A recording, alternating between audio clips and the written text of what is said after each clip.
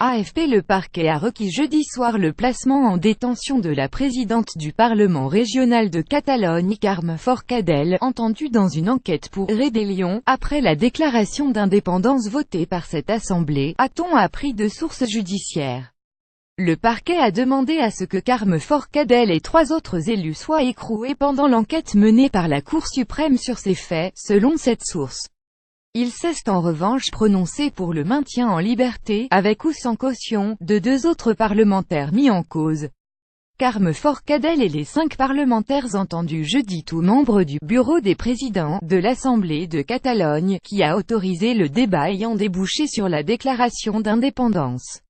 C'est Carme Forcadell qui avait compté, 1 à 1, les bulletins des élus qui avaient voté pour la sécession le 27 octobre, 70 sur 135, un fait sans précédent en Espagne.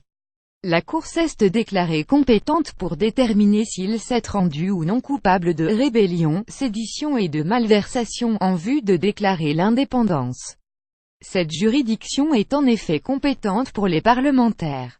Carme Forcadell, 58 ans, une indépendantiste de la première heure, et les 5 autres élus, ont été entendus à tour de rôle jeudi matin par la juge Pablo Llarena de la Cour suprême, chargée de l'instruction.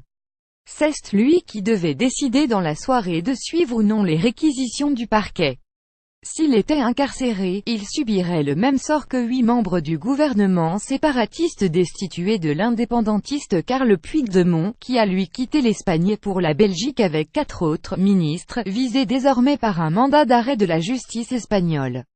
Début octobre, la justice avait aussi ordonné le placement en détention des dirigeants des 2 plus puissantes associations indépendantistes de Catalogne, Òmnium et l'ANC, Jordi Cuixart et Jordi Sánchez.